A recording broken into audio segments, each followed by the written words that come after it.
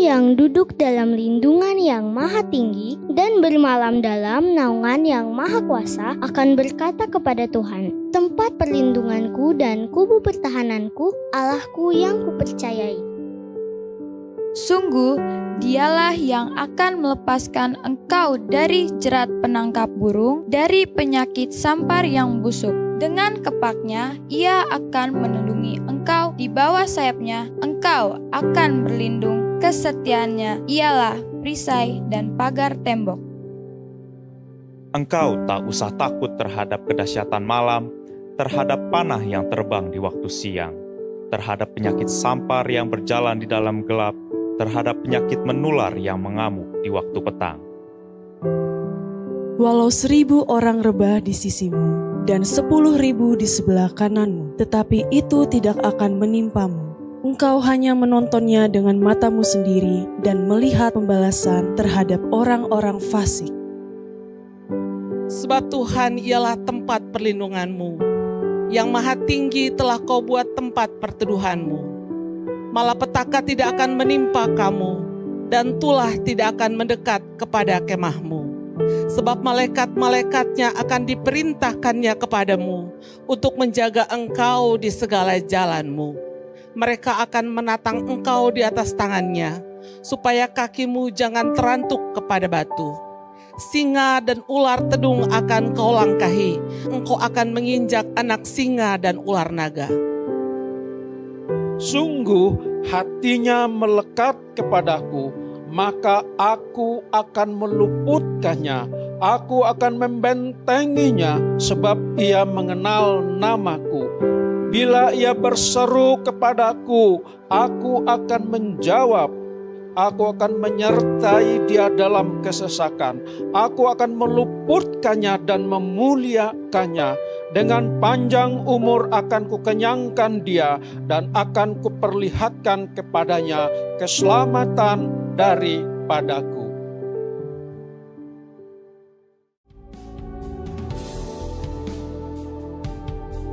Pentakosta ketiga adalah pencurahan Roh Kudus yang dahsyat di zaman ini melebihi yang terjadi di Azusa Street.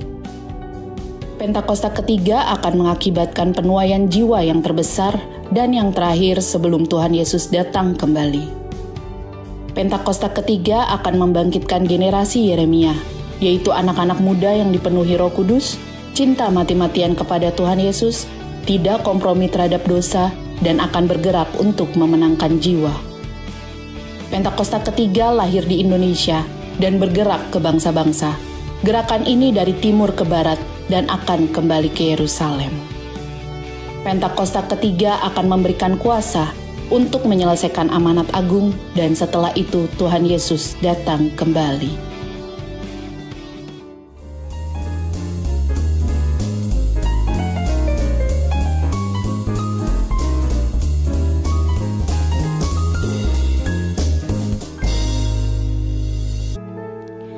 Kasih Tuhan sungguh mulia,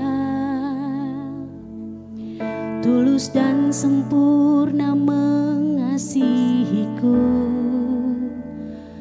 Pengorbanan di Kalvari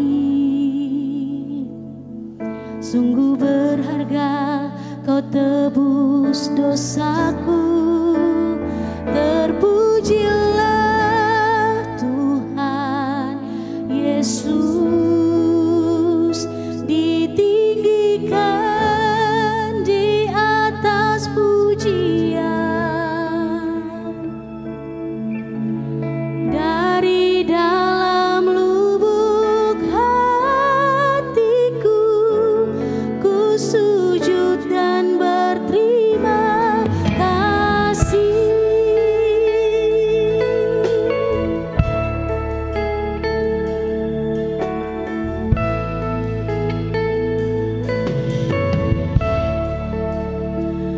Kasih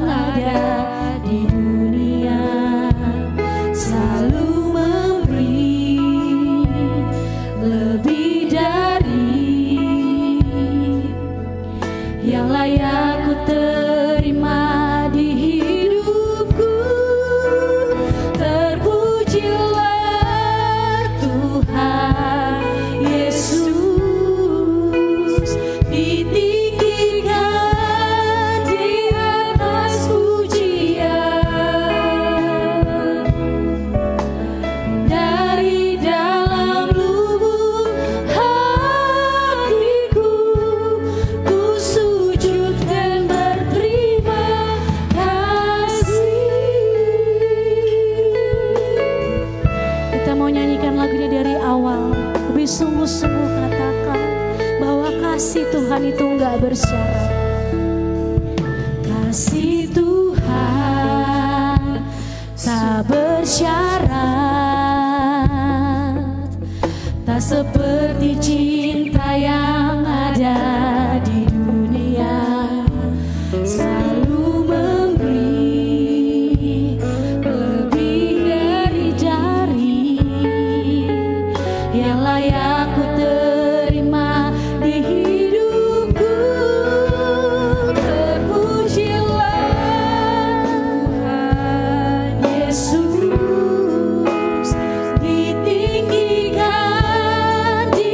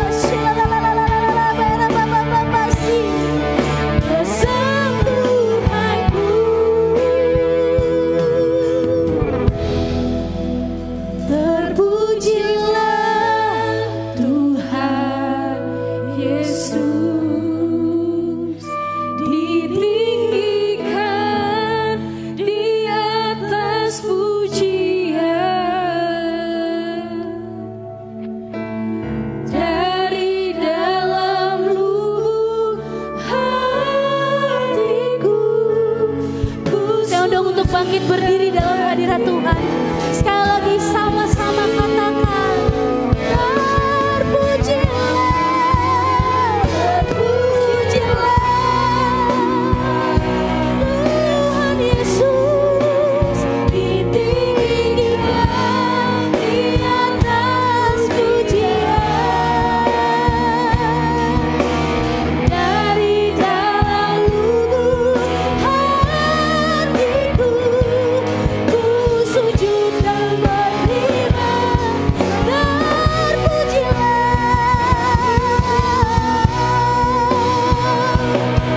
terpujilah Tuhan, ditinggikan di atas pujian.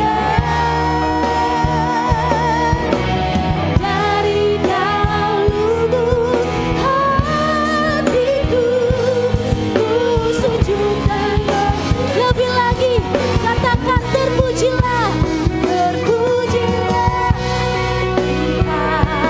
Yesus,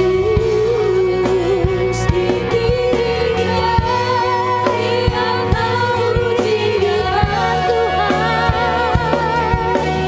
Dari dalam lubuk hatiku, ku sujud dan berterima kasih. Dari dalam lubuk hatiku, ku sujud dan berterima kasih.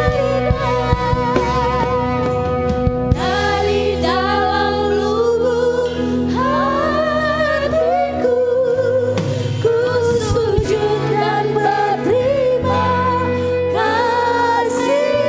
Berikan sorak-sorai bagi Allah kita. Haleluya. Terpuji-pujilah nama-Mu Tuhan. Haleluya. Terima kasih Tuhan. Terima kasih Bapa.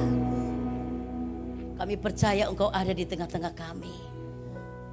Kami yakin Tuhan, pujian dan penyembahan kami telah naik ke hadirat Tuhan yang Maha Kudus.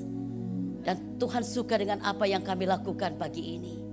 Kami bersyukur buat kehadiran kami di rumah-Mu Tuhan. Saatnya kami akan terima firman. Roh Kudus berbicara bagi kami semua. Tuhan tahu pergumulan kami, apa yang kami rasakan dan kami alami.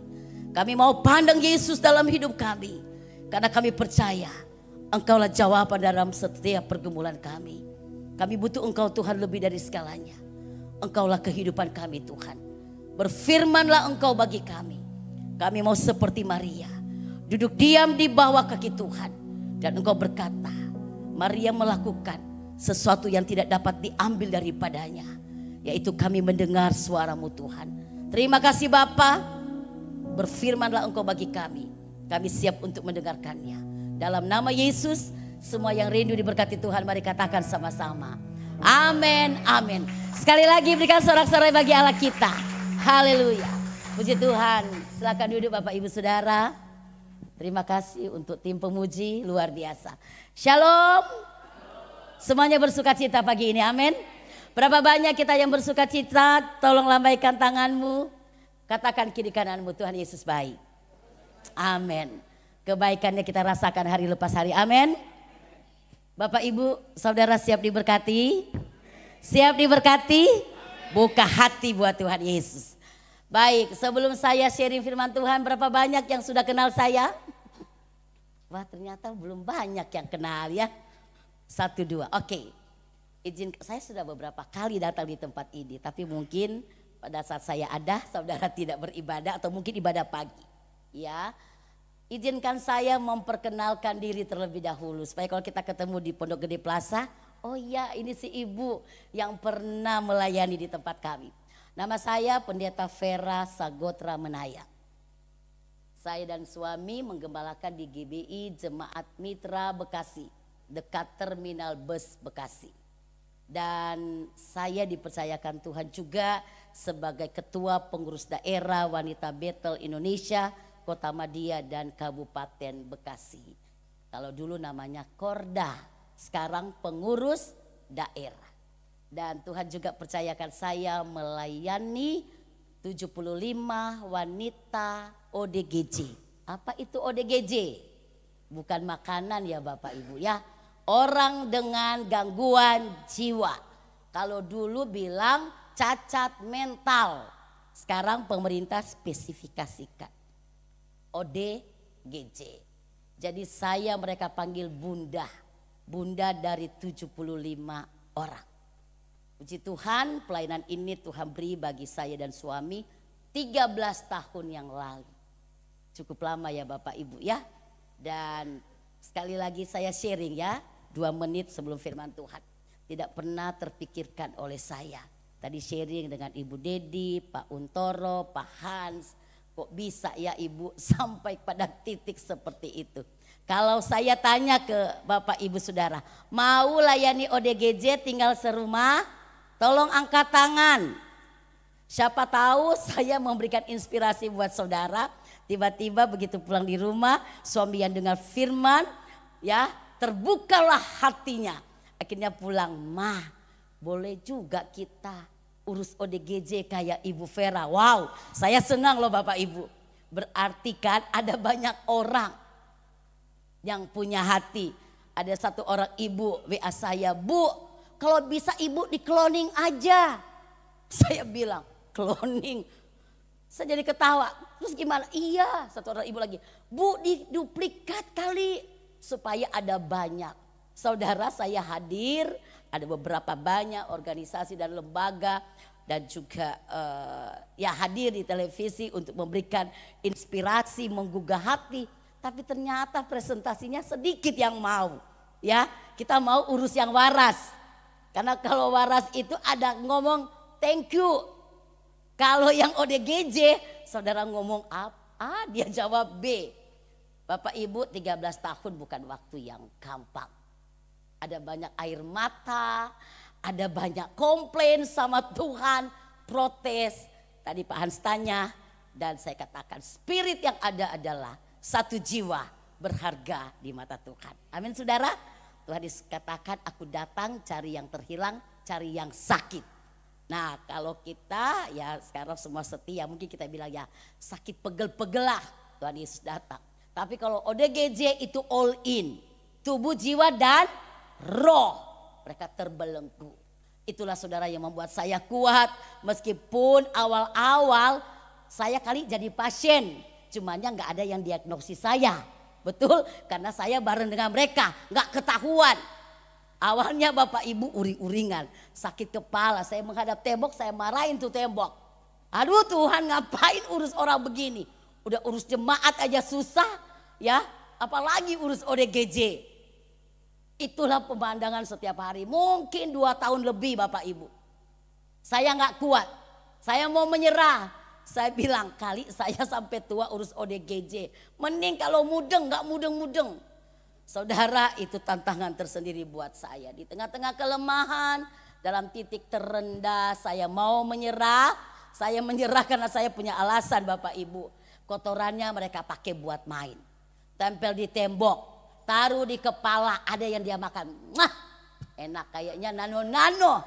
Nah, kan gak mungkin saya bilang, Bapak Ibu mau makan kotorannya sendiri. Nah terus pakai lagi taruh di cucian, rendaman baju kotor. Saya lagi rendam tiba-tiba dia datang, dia aduk-aduk dengan kotorannya. Aduh hati ini. Kalau kita bilang Bu kayaknya selembut hati Tuhan, enggak, saya juga marah Bapak Ibu ya. Kesel tiada hentinya. Taruh mana ya, dia lempar di genteng saudara. Saya bilang Tuhan pemandangan tiap hari begini saya bisa gila dengan mereka. Bapak Ibu itu hari-hari yang paling saya bilang membuat saya suram ya. Karena saya mau marah sama siapa? Saya marah sama mereka, terus saya bilang sama dong kita ya. Nah itu loh Bapak Ibu, gak kuat ya. Dan yang kami layani bukan pasien rumah. Kalau pasien rumah kan ada keluarga. Kalau gak kuat saya suruh ambil. Tapi ini Bapak Ibu yang terlantar. Jadi kalau di Poge ini ada, ibu-ibu minta nomor handphone saya sama Bu Dedi atau Ibu Gembala. Kami akan segala rescue. Ya, segera datang. Amin. Kok nggak ada yang tepuk tangan? Oh, semoga yang di Poge nggak ada. Haleluya. Berarti semua aman-aman terkendali. Kami tidak layani pasien dari rumah. Enggak. Saya bilang masih ada rumah, masih ada keluarga. Karena tempat yang teraman bukan di yayasan. Yang teraman ternyaman ada di rumah. Saudara setuju? Ya. Kalau ada keluarga atau tetangga handai tolan yang ODGJ, jangan bilang begini. Oh, pas ada Ibu Vera kirim di Gerasa. Bapak Ibu saya nolak. No. Ya, karena saya dan keluarga khusus layani yang terbuang. Terlantar. Ada orang telepon, ada orang datang, "Bu, saya kasih 15 juta 1 bulan." Bukan saya nggak mau uang Bapak Ibu. Ya, saya bilang begini, enggak. Yang Tuhan taruh di hati yang terlantar. Sampai saat ini. Yang pulang ke rumah sudah banyak. Jadi saksi Tuhan, yes. Bapak Ibu, yang dipanggil Tuhan juga ada. Yang namanya dari jalan. Ya, emangnya nggak ada penyakit. Kita aja di rumah ada penyakit apalagi dari jalan. Sipilis, hepatitis, TBC paling banyak. Ada yang TBC hampir 40.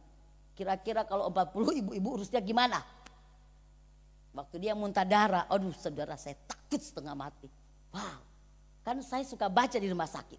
1 kali batuk, 5.000 juta virus TBC keluar. Saya bilang, Tuhan ini bukan batuk lagi, muntah darah. Berarti bukan 5.000 lagi, beribu-ribu. Ada rasa takut, mencekam. Sampai saya bilang, kan kita datang bukan ketularan. Kita datang untuk memulihkan, kuat lagi.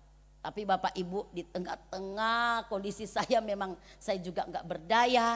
Kaki saya kayak diikat, biasa saya kaki gatel. Orang Manado bilang tukang pontar-pontar alias kaki panjang. Ya meskipun orangnya nggak panjang. Tapi saya nggak mau tinggal di rumah. Jalan ke jemaat, besuk sana sini. Tapi begitu urus mereka, waduh. Begitu suami saya mau pergi, saya teriak sama dia. Enak di lu gak enak di gua. Karena apa Bapak Ibu? Yang kami urus itu perempuan. Kalau laki-laki saya bilang itu urus suami. Betul saudara? Kan gak mungkin laki-laki saya mandiin. Kan gak mungkin juga perempuan suami saya mandiin. Tugas saya tiap hari. Mandiin mereka, gosokin Bapak Ibu. Wah itu pemandangan yang kata orang begitu bangun pagi lihat mereka, mau tidur lihat mereka, nggak ada variasi hidup, lama-lama stres juga ya. Bapak Ibu belum lagi mereka cekek saya. Mereka sadarin saya ditombok. Aduh, baru saya pikir aduh Tuhan apa iya saya mau mati di tangan orang gila. Kayaknya aduh Tuhan tega amat sih. Nah, belum mereka tonjok Bapak Ibu. Dulu rambut saya pendek. Karena saya takut kalau saya rambut panjang mereka kuyun-kuyun tarik. Betul kan Bapak Ibu? Nah sekarang udah pada mudeng baru saya panjangin dikit. Dulu wah kayak laki-laki saudara ya 5 cm. Nah, jadi saya membentengi diri saya jangan sampai mereka tarik rambut. Nah itulah ditendang sampai babak belur Bapak Ibu. Biru-biru sampai berdarah-berdarah. Saya bilang ya itulah orang gila lah. Kalau dia membaraskan gak mungkin dia tendangin saya. Di saat semakin jatuh down gak kuat lagi. Akhirnya saya ngomong sama suami saya. Buang ulanglah di jalan. Gak kuat ya. Sampai saya bilang. Kalau kamu menyerah bukan berarti Tuhan Yesus menyerah loh. Tuhan akan bajak hati orang lain yang bisa menangkap isi hati Tuhan. Berarti kamu yang menolak rancangan Tuhan bagi rumah tangga kita. Belum mempan Bapak Ibu. Saya bilang, ya coba kalau laki-laki yang diurus. Pastikan kamu yang di rumah, bukan saya yang di rumah. Saya udah gak bisa kemana-mana Bapak Ibu. Sudah gak bisa nge-mall, boro-boro nge-mall. Kayaknya saya kalau ke mall 1 jam, terus seneng banget. Tapi begitu saya di mall yang saya pikirin mereka. Ntar kalau mereka berantem gimana ya? Cepat-cepat pulang lagi Bapak Ibu. Di saat saya tak berdaya lagi, titik terendah saya melayani mereka. Anak saya bilang begini, Mam, bersyukurlah sama Tuhan Yesus. Apanya yang disyukuri?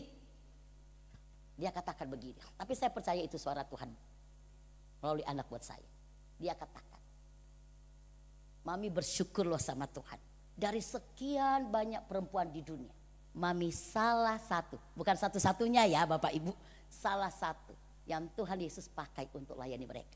Berarti Tuhan berikan kekuatan dan kemampuan. Haleluya.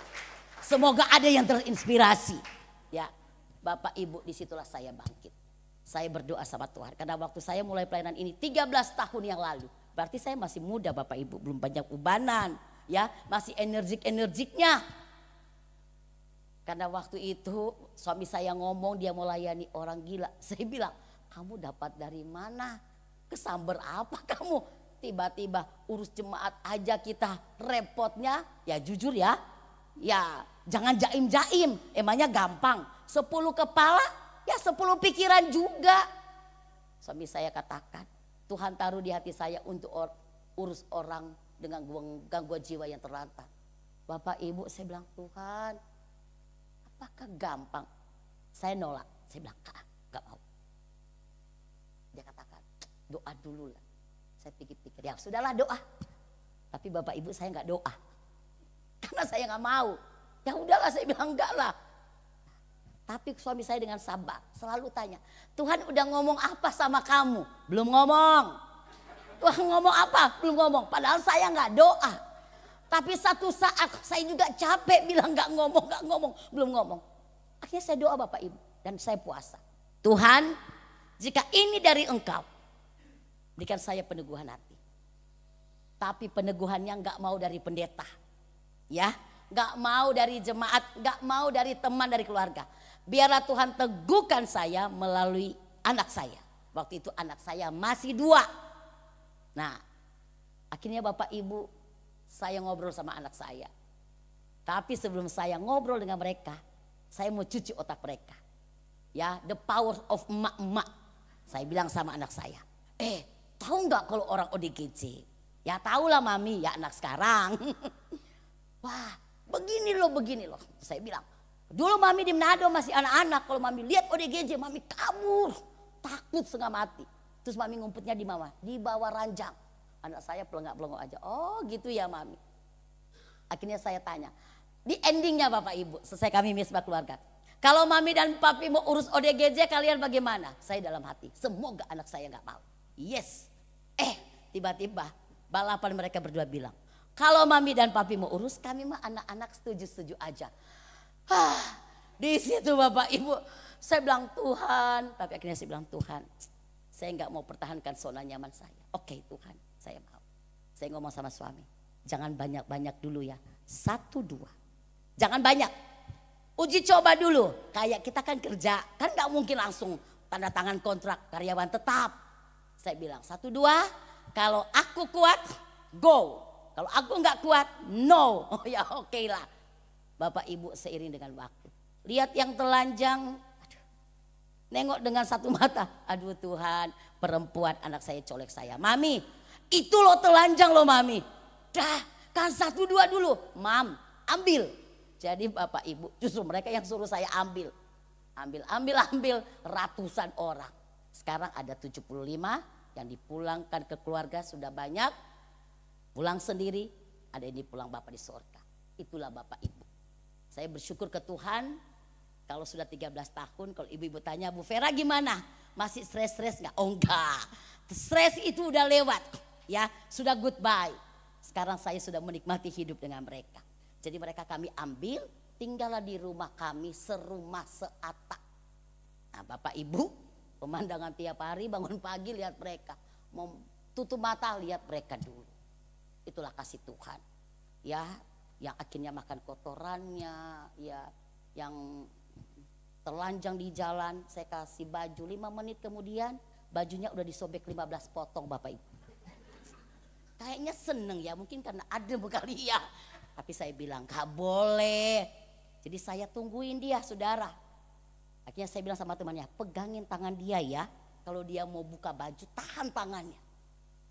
Kebiasaan yang buruk harus ditandingi dengan kebiasaan yang baik. Lama-lama juga, yang gak ada lah yang telanjang. Gak ada lagi yang mainin pup. Gak ada lagi yang makan pup. Semuanya makan nasi dan sayur. Ya, sudah semuanya sudah aman, sudah terkendali. Mereka sudah beribadah dengan tenang, baik-baik saja. Mereka bisa doa Bapa kami karena pelayanan kami fokus kepada pelayanan rohani. Ya, puji Tuhan Bapak Ibu, mereka juga sudah diperhatikan pemerintah. Dulu tidak punya KTP, ya. sekarang sudah punya IKTP, direkam biometrik, ya sudah.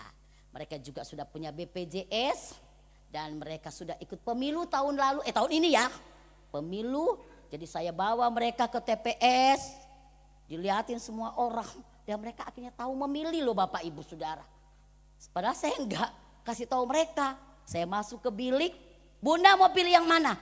Jangan panggil, nanti pengawas liatin Bunda, Bunda diomelin.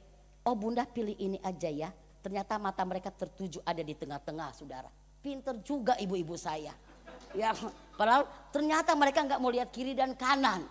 Akhirnya saudara, saya bilang haleluya, puji Tuhan. Ya sudahlah. Dan sekarang kami didata lagi sama Kelurahan Bojomenteng. Bu, pilkada ya? Oke, siap sedia. Bapak Ibu puji Tuhan. Tuhan Yesus itu baik, mengasihi mereka. 1 jiwa berharga di mata Tuhan. Amin. Ya, mereka sudah jadi berkat. Saya bawa mereka pergi pelayanan kemana-mana, ya, ke kantor Gubernur DKI. Mereka hadir. Waktu itu masih Pak Ahok. Mereka mau persembahkan pujian di sana. Di GBI Interkon, di Meruya, di PIK, di rayon mana lagi banyak, ya. Semua mereka hadir. Ke MOI, ya, ke GBI MOI, saudara mereka jadi berkat di sana.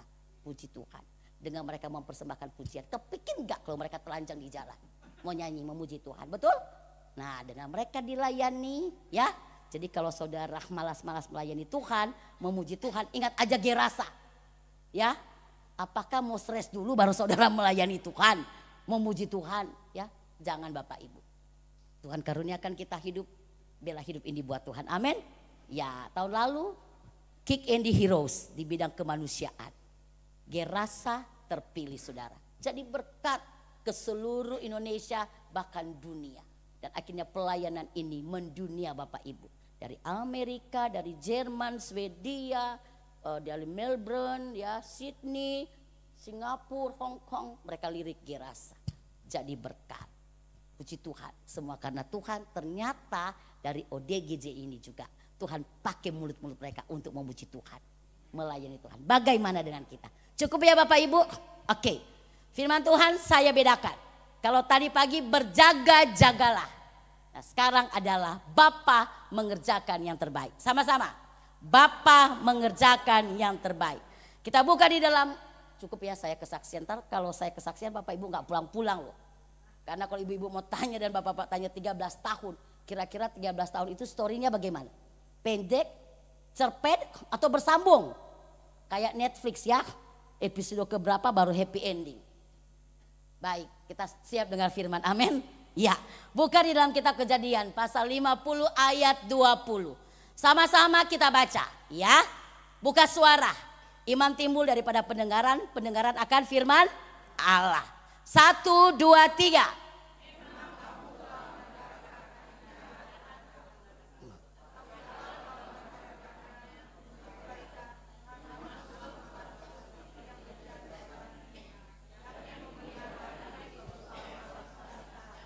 Itu kesaksian dari siapa?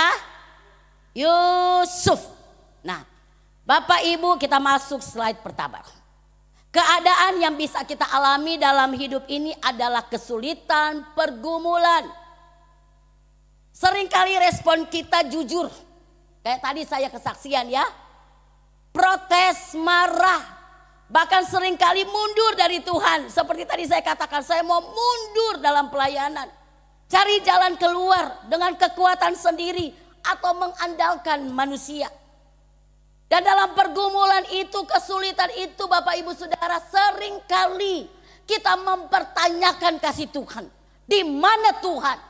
Di saat aku banyak persoalan. Dan berikutnya, dalam hidup kita juga ada begitu banyak rencana kita yang gagal. Dalam hidup ini Bapak Ibu ada banyak rencana yang kita anggap paling baik. Betul? Kita punya rencana ini dan itu. Namun kita tidak pernah tahu apa yang akan terjadi di depan sana. Sehingga seringkali kita mengalami kegagalan. Atau menghadapi kejadian yang tidak kita inginkan. Siapa di sini yang jalan hidupnya mulus-mulus? Tidak ada. Betul Bapak Ibu Saudara? Ada saja kerikil-kerikil tajam. Ada saja pergumulan, kesesakan, air mata, penderitaan, ketidaknyamanan. Tapi pagi ini kita mau belajar dari satu tokoh yang tadi kita baca dalam kitab Kejadian pasal 50 ayat 20, yaitu pribadi Yusuf. Slide berikut. Saudaraku yang kekasih, Yusuf pada akhirnya diangkat oleh Allah. Happy ending gak Bapak Ibu? Happy ending? Nah, jadi orang nomor 1 setelah Raja Firaun. Seringkali kita silau, betul? Wow, keren, luar biasa. Yusuf bisa seperti itu. Atau mungkin juga kita lihat teman kiri kanan depan belakang kita. Wow, luar biasa. Kenapa dia bisa jadi seperti ini? Dia ada di atas. Tadinya dia ada di bawah. Tapi mengapa luar biasa sekali. Tuhan mengangkat kehidupannya. Jauh dari pikiran kita. Kita hanya silau dengan kesuksesan orang. Kita hanya terkagum-kagum, terheran-heran. Kok bisa sih? Nah, pagi ini kita akan belajar dari kisah Yusuf. Bagaimana perjalanan hidupnya tidak semulus yang kita bayangkan. Tidak semudah untuk membalikkan tangan. Ada begitu banyak deraan. Ada begitu banyak tantangan dan pergumulan yang dihadapi. Tapi mengapa akhirnya dia happy end? Luar biasa. Dalam perjalanan akhirnya dia finishing well Bapak Ibu Saudara. Dan akhirnya Allah memberikan apresiasi dengan apa yang Yusuf lakukan dalam perjalanan hidupnya. Pertama Bapak Ibu, ini cerita sekolah minggu, betul? Guru-guru sekolah minggu, Yusuf dibuang di sumur dan dijual. Mengapa akhirnya dia dibuang di sumur dan dijual? Dalam firman Allah dikatakan, bagaimana Yusuf ini mendapat kasih melebihi dari abang-abangnya yang ditujukan oleh ayahnya bernama Yakub. Yusuf gak minta disayang Bapak Ibu. Tapi firman Allah berkata bahwa Yakub begitu mengasihi Yusuf melebihi anak-anak yang lain. Karena disitulah dikatakan Yusuf lahir di usia tua dari Yakub. Dan akhirnya Bapak Ibu itu menimbulkan kecemburuan. Karena Yusuf itu dibuatkan jubah oleh Yakub, jubah yang indah, yang tidak sama seperti abang-abangnya. Dan apalagi ditambah dengan mimpi Yusuf. Yusuf bermimpi dan dia ceritakan kepada abang-abangnya bahwa aku bermimpi di ladang. Berkas gandumku tegak berdiri. Sedangkan berkas gandum kalian itu datang sujud menyembah berkasku. Saudaranya marah, protes. Oh, apakah engkau mau jadi pemimpin bagi kami? Terus kami sujud menyembahmu. Yusuf bermimpi lagi yang kedua. Matahari, bulan dan 11 bintang sujud menyembah lagi kepadanya. Saudara-saudaranya protes. Oh, berarti ayah dan ibu dan kami juga, abang-abangmu sujud menyembahmu. Bapak ibu, rasa cemburu, rasa marah, timbul kebencian, timbul dendam dari saudara-saudaranya. Makanya pada waktu abang-abangnya belum pulang dari padang menggembalakan kambing domba, Yakub bilang, Yusuf, tengokinlah abang-abangmu. Dan dari kejauhan abang-abangnya bilang, itulah si tukang pemimpi. Bapak ibu, Yusuf tidak minta disayang lebih. Betul saudara? Dan Yusuf juga tidak minta kepada Tuhan untuk dia bermimpi. Tapi ternyata itu menimbulkan gejolak di hati abang-abangnya. Ada rasa protes, rasa tidak suka. Akhirnya mereka berikhtiar. Bagaimana mereka mau menghilangkan nyawa Yusuf. Akhirnya mereka bermufakat. Tadinya taruh di sumur. Akhirnya dijual kepada saudagar yang baru pulang berdagang untuk ke Mesir. Saudaraku yang kekasih dalam Tuhan. Bukan hanya sampai di situ saja. Di rumah Potifar. Apa yang Yusuf alami? Yusuf itu luar biasa perjalanan hidupnya. Dimanapun dia berada Tuhan menyertai dia. Meskipun dia sebagai budak belian. Karena waktu itu abang-abangnya jual dia sebagai budak. Bapak ibu, budak dalam perjanjian lama itu gak ada harganya. Budak itu bisa diperjualbelikan menjadi komoditi, saudara. Kalau tuannya, majikannya gak butuh, dia boleh offer ke orang lain untuk dia jual. Dan budak itu sudah kehilangan hak apa-apa dalam hidupnya. Dia tidak punya apa-apa lagi. Nah, dia hadir di rumah Potifar. Dan apa yang terjadi? Akhirnya Yusuf itu mendapat simpati, mendapat kasih dari Potifar. Potifar bilang semuanya itu dalam pengawasan Yusuf. Dan disitulah akhirnya tantangan ada. Istri Potifar berusaha untuk merayu dia. Di saat Potifar tidak ada. Tapi apa yang terjadi? Yusuf tidak melakukan dosa di mata Tuhan. Dan pada akhirnya dia harus mendekam dalam penjara. Bagaimana Yusuf difitnah. Dan berikutnya Bapak Ibu, bagaimana Yusuf ada di dalam penjara. Dia dikecewakan oleh juru minuman. Yusuf mengartikan mimpinya. Dan Yusuf bilang, semoga engkau mengingat aku. Tapi pada akhirnya dia tidak diingat.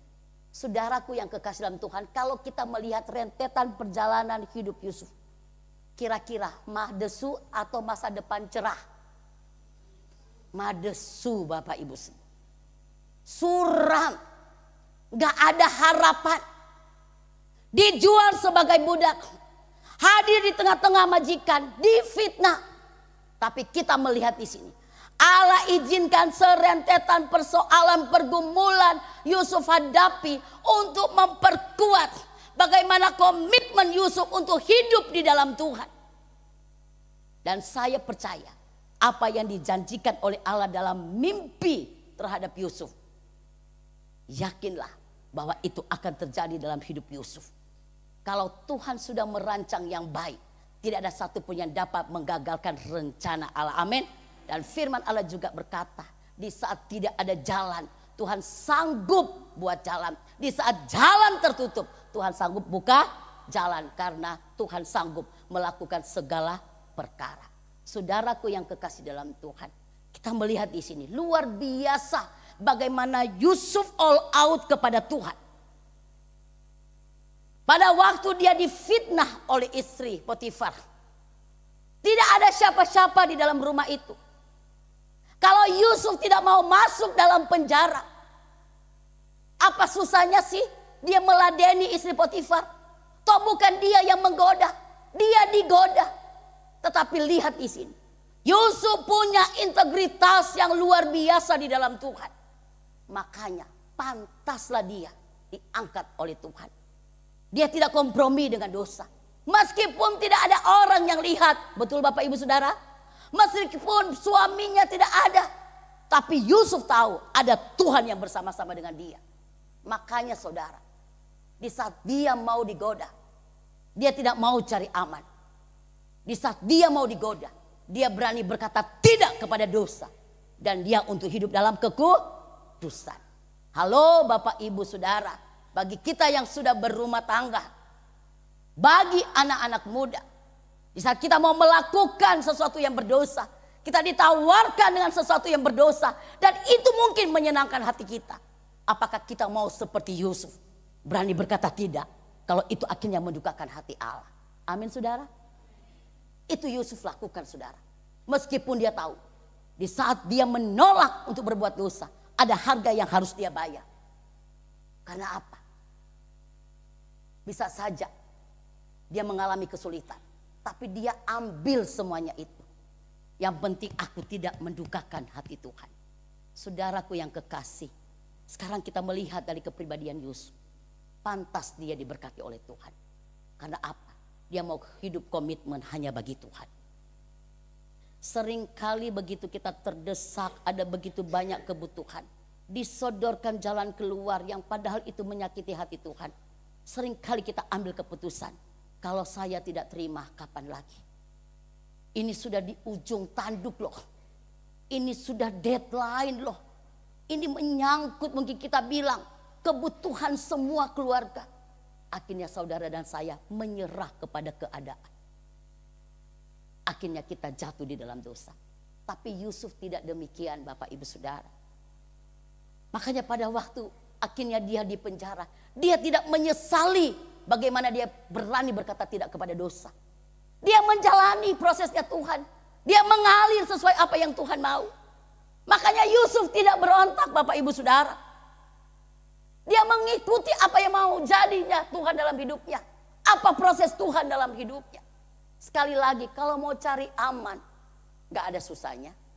Kita kan suka bilang, gak ada yang tahu saya berdosa. Hanya saya yang tahu. Lagu sekolah minggu. Mata Tuhan melihat apa yang kita perbuat. Baik yang baik, baik yang jahat. Itu dipahami oleh Yusuf Bapak Ibu Saudara. Makanya meskipun akhirnya dia harus dipenjarakan, dia tidak kecewa dengan keputusannya. Amin. Seringkali kita bilang begini, Tuhan, aku sudah bayar harga, sudah melayani Tuhan, sudah berani komitmen hidup dalam kesetiaan. Tapi mengapa ya masih ada kesulitan? Tapi mengapa ya masih ada air mata? Tidak demikian dengan Yusuf Bapak Ibu Saudara. Ya, sekali lagi, dia seorang diri ada di Mesir. Tidak punya siapa? Dia bukan merantau Bapak Ibu. Dia dijual sebagai budak. Saudara dan saya hadir ada di Pondok Gede, ada di Bekasi. Kita merantau. Terus kita berani bilang, masih ada tanteku, masih ada omku, masih ada kenalanku, masih ada gembalaku, ada yang aku kenal. Tapi Yusuf di Mesir tidak punya siapa-siapa. Betul saudara? Yang bisa dia andalkan selain Tuhan. Tapi mengapa Tuhan angkat dia dengan begitu luar biasa? Sehingga dia memberi kesaksian kepada saudara-saudaranya. Kamu mereka yang jahat buat aku? Yes. Yusuf bukan amnesia, bukan demensia. Sampai dia lupa ingatan waktu dia bertemu dengan kakak-kakaknya. Dia tahu perjalanan hidupnya, mengapa dia ada di Mesir. Tapi akhirnya statement itu keluar dari mulutnya. Kamu mereka yang jahat, tapi Allah melakukan untuk kebaikan. Amin saudara. Berani gak kita berkata? Di saat kita bilang segala sesuatu mengecewakan. Seperti ratapan, kebun, anggur terhalau sudah, lembu sapi tak ada, pohon zaitun mengecewakan. Apakah Bapak, Ibu dan Saudara dan saya tetap beria-ria di dalam Tuhan? Meskipun ada begitu banyak air mata yang kita alami. Karena kita memutuskan untuk hidup benar di hadapan Tuhan. Seperti Yusuf. Pada akhirnya Tuhan memahkotai kehidupannya. Saudaraku yang kekasih sekali lagi. Yusuf tidak punya siapa-siapa. Mungkin dalam pergumulan hidup kita bilang begini. Aku gak punya siapa-siapa. Saudara gak peduli. Teman gereja gak peduli. Siapapun sudah tutup pintu. Tapi masih ada satu pribadi yang mengasihi kita. Amin saudara. Di saat semuanya mengecewakan dalam ukuran kita. Dia pribadi yang tidak pernah mengecewakan kita. Dia tetap menyambut kita. Pengalaman hidup Yusuf itu sangat memberkati saya Bapak Ibu. Sangat memberkati. Yusuf hanya mau mengalir. Dia nggak pernah berpikir saudara. Bagaimana dia menjadi orang nomor 1 setelah Firaun. Yang penting dia mengikuti apa maunya Tuhan. Dalam kesendirian. Dalam ketidakberdayaan. Tidak punya tempat untuk curhat. Betul saudara? Dia sendiri. Bapak Ibu mungkin punya persoalan sekarang. Kita mungkin masih bisa curhat. Halo, ada orang curhatnya di Facebook. Betul Bu? Iya. Bukan Facebook, sosial media menjadi tempat curhatan. Tempat curhatan kita yang paling baik, paling oke adalah curhat di kaki Yesus. Amin. Tapi sekarang orang ada yang gak bijak bersosial media. Kayaknya supaya semua orang tahu aku lagi kesel sama dia. Biarlah aku pasang status. Betul? Apalagi orang gereja terus kita bilang. Katanya hamba Tuhan. Tapi hidupnya seperti itu. Akhirnya semua dibaca. Jadi berkat gak ibu-ibu? Soalnya bapak-bapak jarang pasang status. Yang banyak pasang status itu ibu-ibu. Ya, kalau bapak-bapak jarang pegang HP. Ibu-ibu 1 menit lirik itu HP. Siapa lagi yang pasang status ya? Terus kita akhirnya bergosip lagi. Oh iya, si ibu itu pasang status. Ada apa sih dalam rumah tangganya? Tapi Yusuf tidak pasang status waktu itu Bapak Ibu Saudara. Ya, dia tahu ada Tuhan yang bersama dengan dia. Amin. Saudaraku yang kekasih dalam Tuhan, perjalanan hidup Yusuf sekali lagi tidak gampang, tidak mudah. Nah, dari kisah Yusuf ini saya mau share buat kita semua. Dalam menjalani hidup tidak hanya bicara benar atau salah, susah atau senang, kaya atau miskin, sakit atau sehat. Tetapi yang utama dalam hidup ini, apapun yang kita alami, adalah respon kita. Amin. Di saat kita menjumpai hal-hal yang tidak menyenangkan, apakah respon kita? Bapak Ibu Saudara, karena respon itu sangat menentukan. Sangat menentukan. Kita lihat apa respon Yusuf. Waktu abang-abangnya masukin dia di sumur, saudara, dia ikut. Saya baca berulang kali Alkitab. Yusuf ngomong gak sih sama keluarganya? Gak ngomong. Dia mungkin juga berpikir, satu lawan begitu banyak, kuat gak? Udah, dia diam aja. Akhirnya dia diangkat lagi di sumur. Diam aja, dijual.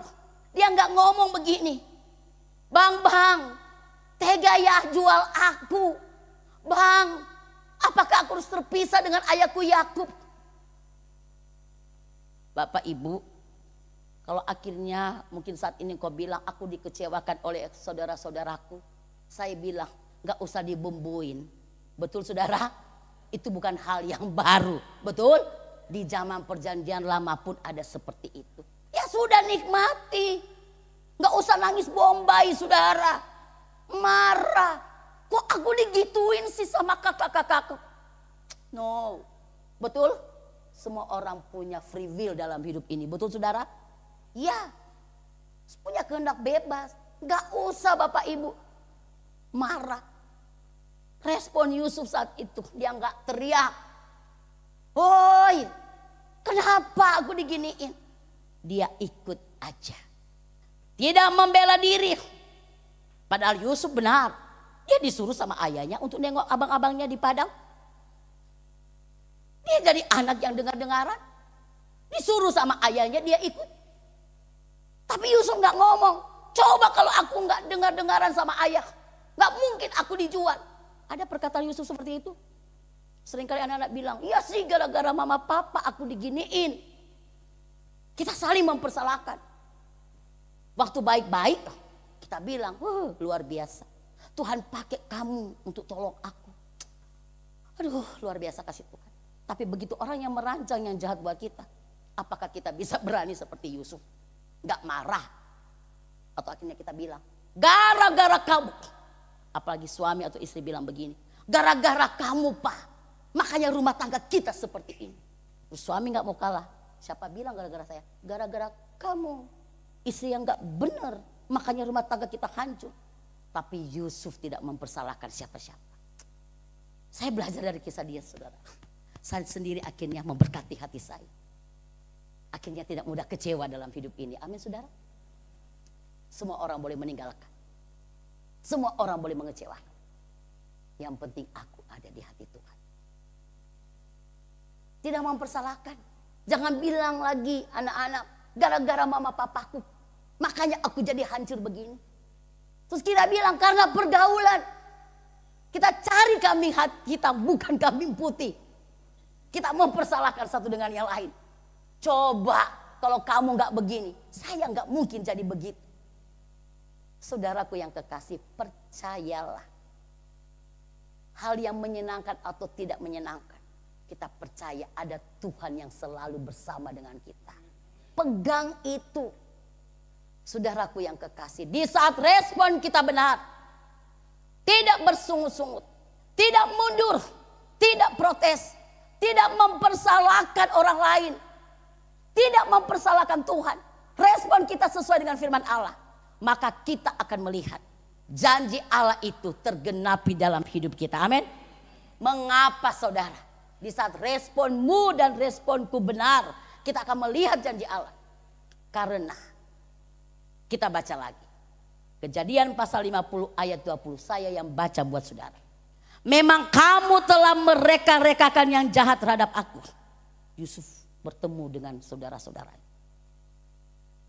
Waktu Yusuf lihat, waduh ini abang-abang. Begitu Yusuf memperkenalkan diri, akulah Yusuf. Disitulah timbul ketakutan dari saudara-saudaranya. Mereka ingat segala perlakuan mereka yang jahat terhadap Yusuf. Akhirnya mereka ngomong, mungkin ini saatnya Yusuf akan balas semua perbuatan kita. Tapi Bapak Ibu, jempol pribadi Yusuf, amin saudara. Dia bilang, no, kamu memang mereka yang jahat buat aku. Tapi Allah pergunakan itu untuk kebaikan. Dengan maksud memelihara bangsa yang besar ini. Ternyata masalah adalah berkat, amin. Ya, waktu kita menjalani, kita menggerutu. Kita bertanya kepada Tuhan, apa rencanamu Tuhan? Apa maksudmu Bapak? Tapi lihat Bapak Ibu, begitu Yusuf diangkat, luar biasa. Dia memberikan kesaksian bagi saudara-saudaranya. Betul. Karena Yusuf sekali lagi gak lupa apa yang telah dia alami bersama dengan abang-abangnya. Akhirnya dia bisa dijual sebagai budak.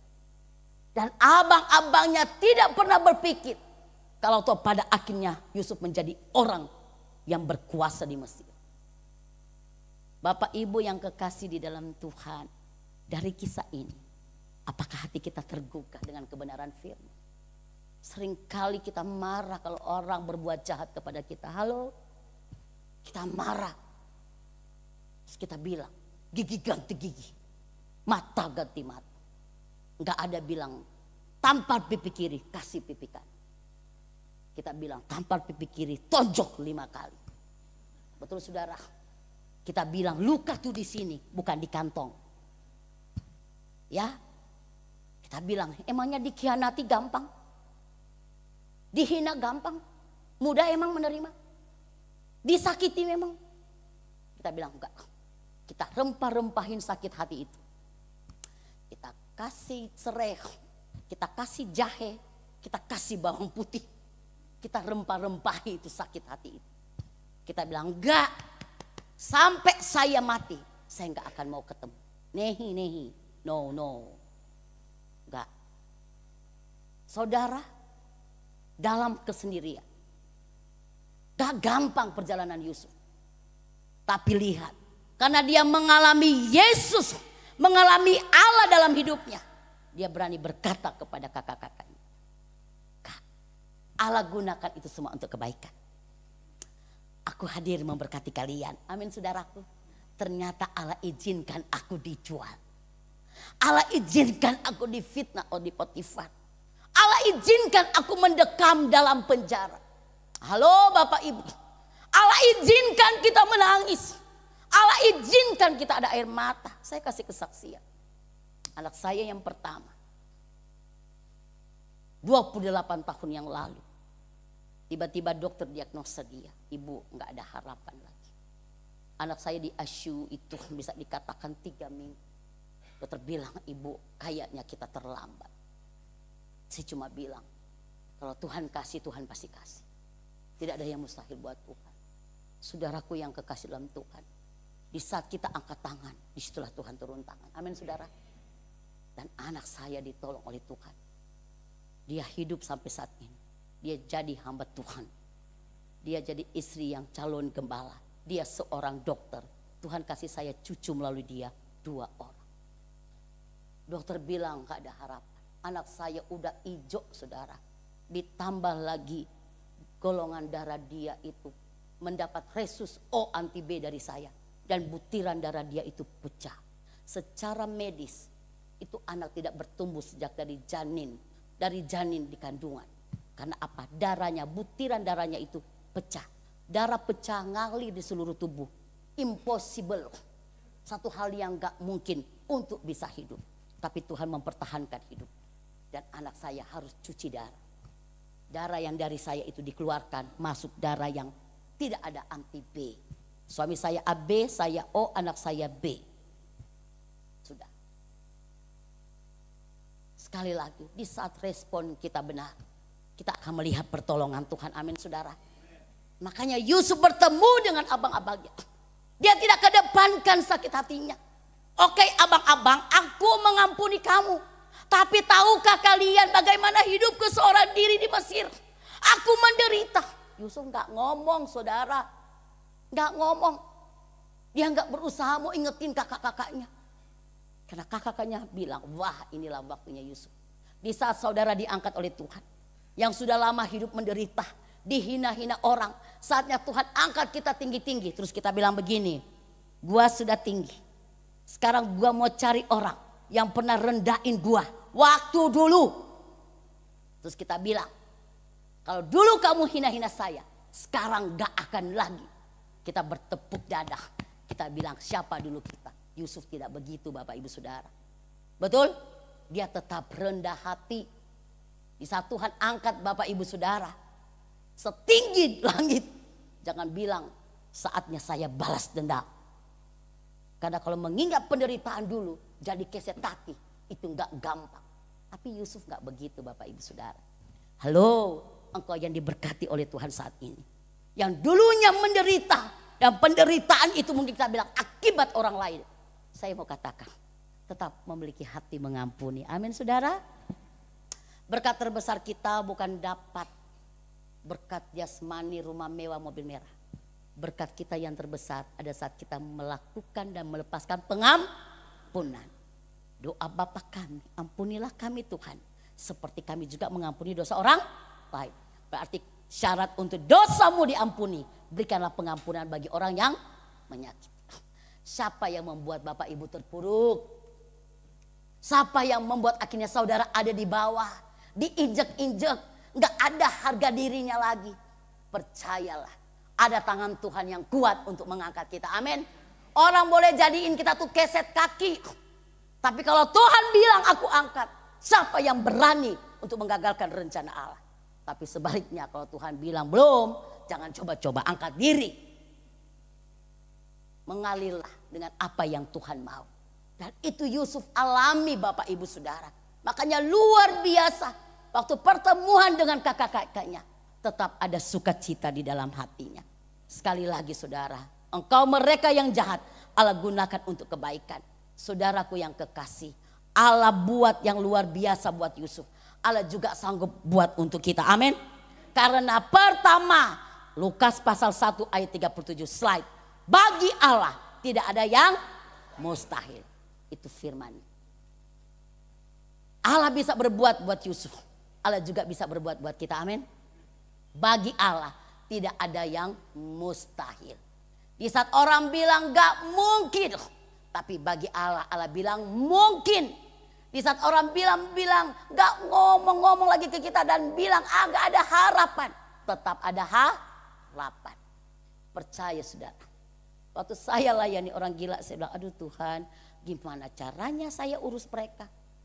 Pada akhirnya Tuhan tolong. Itulah kasih Tuhan Bapak Ibu. Percayalah. Tuhan mengerjakan. Mungkin bagi kita mustahil. Tapi bagi dia tidak ada yang mustahil. Pegang itu dengan pasti dalam hidupmu. Perkatakan itu dengan imanmu. Katakan Tuhanku dahsyat. Amin. Tuhan sanggup melakukan segala perkara.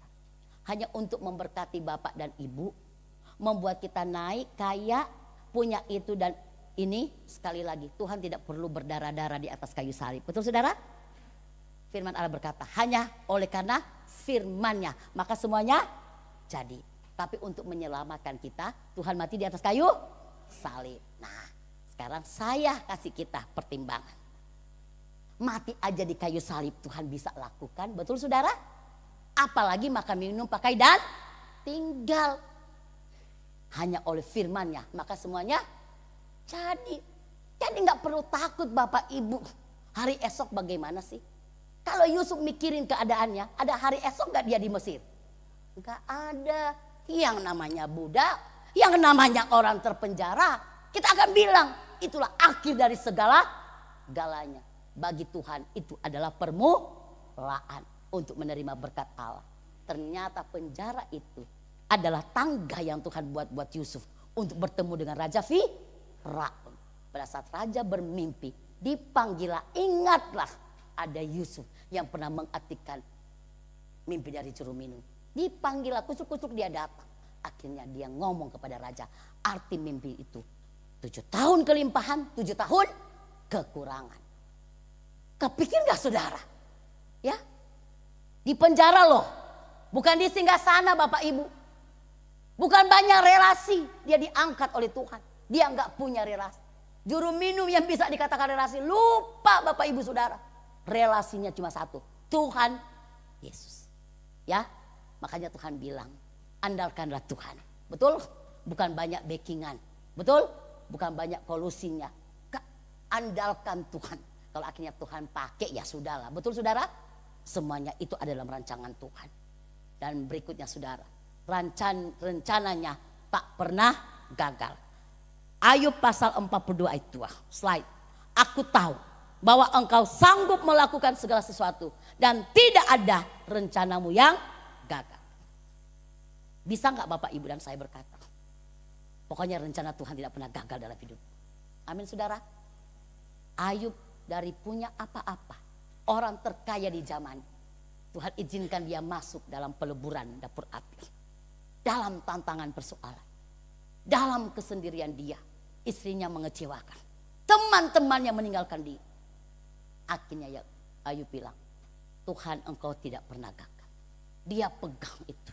Di saat semua orang tidak mendukung kita. Betul Bapak Ibu Saudara? Ya, tidak ada orang yang sepakat dengan kita. Biarlah kita bersepakat dengan Tuhan. Kita bilang, Tuhan rencanamu tidak pernah gagal. Pegang itu saudara. Amin saudara. Pegang itu baik-baik. Di saat kita sepakat dengan Tuhan, kita percaya apa yang tidak pernah kita pikirkan, timbul dalam hati yang tidak pernah kita dengar, itu Tuhan sediakan bagi kita yang mengasihi Dia. Amin Bapak Ibu. Yakinlah saudara. Asalkan engkau tetap ada di dalam jalurnya Allah, di dalam tracknya Tuhan, engkau akan melihat yang berlaku itu adalah rencana Tuhan. Orang boleh menggagalkan rencanamu. Waktu Yusuf bermimpi, saudara-saudaranya berusaha untuk menggagalkan rencana Tuhan. Yusuf, kamu mau jadi pemimpin? Timbul dalam hati mereka, gagalkan semuanya itu. Saudara, siapapun yang mau gagalkan, kalau memang Tuhan mau angkat, gak ada yang bisa tahan-tahan. Amin saudara. Dan terakhir adalah Yusuf meyakini bahwa semua yang terjadi mendatangkan kebaikan. Dikecewakan, ditinggalkan, dihina, diinjek-injek harga diri, diapain lagi, dikucilkan. Percayalah, kalau saya dalam hidup ini berprinsip sesuai firman Allah. Roma 8 ayat 28. Kita tahu sekarang bahwa Allah bekerja dalam segala sesuatu untuk mendatangkan kebaikan bagi mereka yang mengasihi Dia, yaitu bagi mereka yang terpanggil sesuai dengan rencana Allah. Jadi Bapak Ibu, kita yakin dan percaya. Amin. Ya, aku lagi sakit, lagi sehat, aku lagi susah, lagi senang, lagi kaya, lagi miskin, lagi benar atau mungkin juga aku lagi salah. Kita sadar dong kita salah. Ya, Tuhan bisa pergunakan semuanya itu untuk mendatangkan kebaikan. Asalkan respon kita benar. Kita mau dibentuk oleh Tuhan. Tuhan izinkan Yusuf dibentuk. Amin saudara. Dan pembentukannya gak gampang. Ya, saya bilang ngeri-ngeri sedap Bapak Ibu. Tapi Yusuf mengikuti prosesan Tuhan, bentukan Tuhan. Kalau memang Tuhan bilang ibu-ibu dan bapak dan saya mau terus belajar, ikuti pembelajaran dari Tuhan. Sampai pada akhirnya dalam belajar itu kita akan masuk dalam tesnya Tuhan. Betul? Begitu kita lulus kita bilang begini, puji Tuhan. Yusuf gol. Dia akhirnya masuk dalam ujian. Dan ujiannya akhirnya Tuhan memberikan dia apresiasi. Luar biasa. Slide yang terakhir. Tanggung jawab menerima yang terbaik dari Tuhan. Saya cepat aja ya. Karena sudah jam 12. Nanti Bapak dan Ibu kelaparan. Ya. Pertama saudara, hidup dalam ketetapan Allah. Amin saudara. Ya. Dalam Efesus pasal 4 ayat 21 sampai 24. Di sana berkata, karena kamu telah mendengar tentang Dia dan menerima pengajaran di dalam Dia, menurut kebenaran yang nyata dalam Yesus, yaitu bahwa kamu berhubung dengan kehidupanmu yang dahulu harus menanggalkan manusia lama yang menemui kebinasaannya oleh nafsunya yang menyesatkan, supaya kamu dibaharui di dalam roh dan pikiranmu dan mengenakan manusia baru yang telah diciptakan menurut kehendak Allah di dalam kebenaran dan kekudusan yang sesungguhnya. Jadi Bapak Ibu, Tuhan mau kita menanggalkan manusia lama kita. Amin saudara. yang menemui kebinasaannya. Kebiasaan-kebiasaan dosa apa yang kita lakukan? Kita ngomong suamiku nggak tahu, Tuhan Yesus tahu. Amin saudara. Selesaikan itu. Selagi masih ada waktu. Jangan tunda-tunda, jangan keraskan hati. Karena Tuhan sendiri bilang begini, tanggalkan manusia lama. Perbuatan daging kita. Galatia pasal 5 ayat 19 sampai 21. Perbuatan daging telah nyata. Yaitu percabulan, kecemaran, hawa nafsu, penyembahan berhala, sihir, perseteruan, perselisihan, iri hati, amarah, kepentingan diri sendiri, persaudaraan, roh pemecah, kedengkian, kemabukan, pesta pora dan sebagainya. Terhadap semuanya itu ku peringatkan kamu, itu kata Rasul Paulus kepada jemaat yang ada di Galatia. Seperti yang telah kubuat dahulu. Dia kasih kesaksian, itu hidupku dulu loh. Dia katakan barang siapa melakukan hal-hal yang demikian, ia tidak akan mendapat bagian dalam kerajaan Allah. Jadi ibu-ibu, bapak-bapak, kita menyelesaikan dosa kita. Amin. Karena dosa kita sudah diselesaikan oleh Tuhan di atas kayu salib. Selesailah. Kita bilang begini, tapi enak berbuat dosa. Enak sekarang, gak enak nanti Bapak Ibu. Karena firman Allah berkata, semua apa yang kita perbuat, kita pertanggung jawabkan. Selesaikan semua itu dengan hati yang takut akan Tuhan. Berjalanlah dalam rencana Allah. Amin saudara. Kita mau belajar seperti Yusuf. Akhirnya apa? Tuhan menibakan dia dalam perjanjian Tuhan buat dia. Kita punya tanda perjanjian masing-masing. Dan Tuhan mau kita ada di dalam perjanjian itu. Karena Allah yang berjanji, dia Allah yang setia. Yang berikutnya hidup dalam ucapan syukur. Mengucap syukur saudara. Kita mau protes, gak akan menyelesaikan apa-apa. Betul Bapak Ibu? Kita semakin jauh dari berkat Tuhan. Kita marah dengan orang. Saya percaya begitu kita marah, sukacita kita hilang. Betul saudara? Tidak ada damai sejahtera. Percayalah Tuhan yang balut luka hati kita. Amin saudara? Amin. Seperti Yusuf dalam kesendirian, Tuhan yang balut luka hatinya. Bilanglah sama Tuhan. Tuhan, memang aku kecewa. Gak usah tutupin Bapak Ibu. Saya udah baca satu artikel. Di saat kita sakit hati, kita marah, kita kesel, ngomong aja ke Tuhan. Tuhan, aku lagi kesel. Tapi setelah kita ngomong sama Tuhan, bebat hatiku, betul? Kan kita sudah selesai, kita udah ngomong sama Tuhan. Nah sekarang kita rekonsiliasi dengan diri kita sendiri. Saudaraku yang kekasih, belajar mengucap syukur. Karena kalau kita bersungut-sungut berarti kita meragukan kasih Tuhan. Suami saya selalu ingatkan saya begini, kalau kamu bersungut-sungut, mungkin saja Tuhan udah mau tolong kita 1 detik kemudian loh. Saya mikir, oh iya ya, kalau kamu bersungut-sungut akhirnya Tuhan tunda lagi. Karena kamu belum gol, masih marah, masih bersungut-sungut. Saudara akhirnya ya roh saya akhirnya menguatkan diri saya. Oh iya benar ya, mungkin saja Tuhan sudah mau tolong saya 1 detik kemudian. Tapi karena saya marah, saya bersungut-sungut. Akhirnya Tuhan izinkan saya lagi untuk masuk dalam kelasnya Tuhan lagi. Dalam sekolahnya Tuhan lagi. Sekolah kehidupan. Akhirnya apa? Tertunda lagi. Amin ibu-ibu. Ya, sama-sama kita sepaham. Tetap mengucap syukur. Karena firman Allah berkata, mengucap syukurlah dalam segala hal. Karena itulah yang dikehendaki Allah di dalam kami oleh Yesus Kristus. Mau marah-marah juga gak menyelesaikan kok Bapak Ibu. Lebih baik kita mengucap syukur. Saya bersyukur punya suami model begini. Amin. Saya bersyukur punya istri model begini. Saya bersyukur buat rumah tangga saya. Loh kalau Bapak Ibu gak bersyukur, apakah kita bilang begini sama Tuhan? Tuhan aku ganti dengan orang lain. Kan gak mungkin Bapak Ibu. Iya kan? Syukuri. Ya. Suami saya bilang, saya bersyukur punya istri sepertimu. Oh iyalah, harus bersyukur. Gua gak bersyukur siapa yang urus orang gila. Kamu mau cari orang lain mau urus mereka, belum tentu mau. Saya bercanda. Tetap bersyukur ke Tuhan. Amin saudara. Dalam segala waktu dan keadaan. Dan ketiga yang terakhir ya. Dan terakhir kita udah mau pulang. Melayani dia. Hidup jadi berkat. Amin saudara. Firman Allah berkata dalam Matius pasal 5 ayat 13 sampai 14. Kamu adalah garam dunia. Kamu adalah garam dunia. Jika garam itu menjadi tawar, dengan apakah ia diasinkan? Tidak ada lagi gunanya selain dibuang dari jayang. Garam itu kan untuk penyedap, betul? Ada rasanya. Kalau udah nggak ada rasanya ya buat apa? Ada di dapur, betul? Karena ada kegunaannya, makanya ibu-ibu dan saya taruh di dapur untuk masak. Nah Tuhan pakai analogi berpikir seperti itu. Jadi Bapak Ibu jadi berkat. Pada akhirnya saya bersyukur ke Tuhan Yesus. Tuhan hadirkan jiwa-jiwa ini saudara untuk saya lahir. Meskipun awalnya marah dan protes. Akal sehat saya yang main saudara. Karena gak gampang. Tapi pada akhirnya saya mensyukuri, Tuhan, mereka spesial di matamu. Amin saudara. Saudara ngomong di kiri kananmu, engkau spesial di mata Tuhan. Ya, spesial di mata Tuhan. Amin.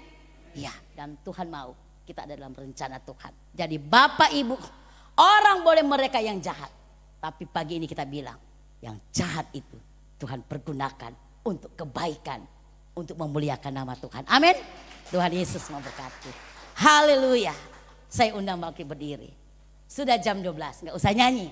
Renungkan firman Tuhan. Bersaat teduh sebentar.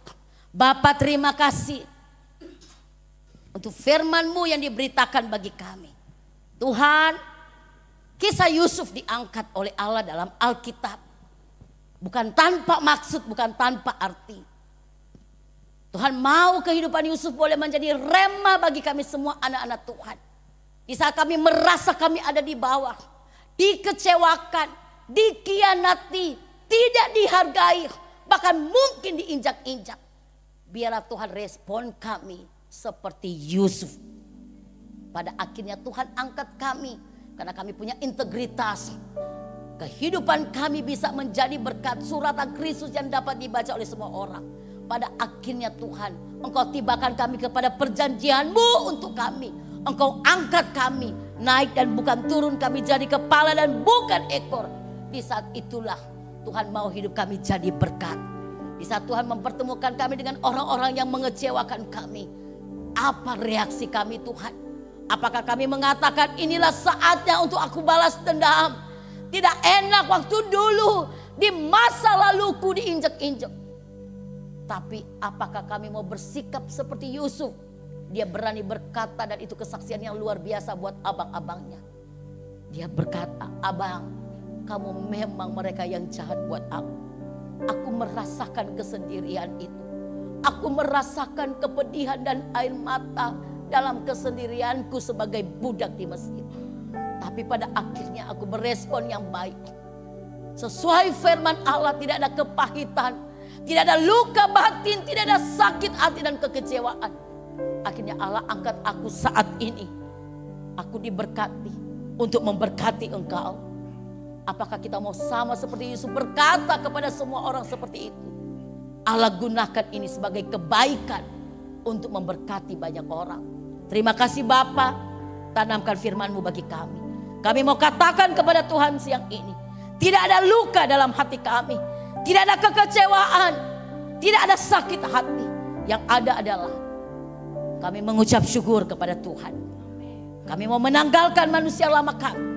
Dan kami komitmen hidup kami mau jadi berkat bagi banyak orang. Terima kasih Bapa, tanamkan firman-Mu, jadikan berkat buat kami semua. Kami yang dalam masalah, kami pulang dengan sorak-sorai karena Allah ada di pihak kami. Terima kasih Tuhan, karena kami percaya tidak ada satupun yang dapat menggagalkan rencana Tuhan buat kami. Kami yakin Tuhan, kami ada di dalam tangan-Mu dan tangan-Mu yang kuat memegang kehidupan kami. Terima kasih Tuhan. Dalam nama Yesus, firman-Mu jadi berkat buat kami semua. Haleluya. Sama-sama kita katakan. Amin, amin. Tuhan Yesus memberkati. Pak Untoro, ya Tuhan berkati Pak. Ya, terima kasih buat Ibu Vera yang sudah melayani kita siang hari ini. Hari ini Ibu Gembala tidak ada di tempat kita. Beliau sedang melayani di Bekasi Plaza. Jadi biar dukung doa selalu buat Ibu Gembala. Dan kita akan memberkati hambanya Ibu Vera pada siang hari ini atas firman yang sudah ditampilkan pada kita semua. Kita arahkan tangan kita kepada Ibu Vera. Bapak, terima kasih, kami bersyukur Ibu Vera sudah menyampaikan kebenaran firman-Mu Tuhan. Biarlah firman itu menjadi kekuatan kami semua. Oleh sebab itu kami mengangkat tangan kami Tuhan, memberkati Ibu Vera Tuhan. Biarlah setiap pelayanannya sebagai Ibu Gembala, sebagai Ketua Yayasan Geresa, juga sebagai pelayan-pelayan yang lainnya Tuhan, di Korda Tuhan. Biarlah Tuhan senantiasa memimpin dia, berikan hikmat, marifat-Mu Tuhan turun atas hamba-Mu ini Tuhan. Dan otoritas daripada Allah turun atas hidupnya. Kami percaya Tuhan Engkau berkati suaminya, Engkau berkati anak-anaknya. Biarlah Tuhan Engkau pakai dengan luar biasa rencana Tuhan yang terbaik buat keluarga Ibu Vera. Terima kasih Tuhan, kami bersyukur dan terima kasih kepadamu. Di dalam nama Yesus Haleluya, amin. Terima kasih Tuhan. Terima kasih Tuhan untuk kasih setiamu yang kualami dalam hidupku. Terima kasih Yesus untuk kebaikanmu sepanjang hidupku. Terima kasih Yesusku, buat anugerah yang kau beri setiap hari ini. Tuhan ada syukur bagimu. Syukur bagimu. Syukur bagimu. Syukur bagimu. Syukur bagimu.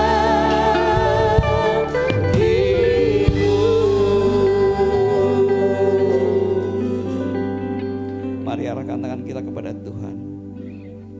Biarlah berkat Tuhan pada siang hari ini turun atas buat kita semua. Tuhan memberkati engkau dan melindungi engkau. Tuhan menyinari engkau dengan wajahnya dan memberi engkau kasih karunia. Tuhan menghadapkan wajahnya kepadamu dan memberi engkau damai sejahtera. Berikanlah berkat Tuhan pada siang hari ini. Di dalam nama Yesus Kristus Tuhan. Yang percaya katakan amin. Haleluya. Selamat hari Minggu. Tuhan Yesus memberkati. Bapak Ibu Saudara boleh untuk bersatu sejenak.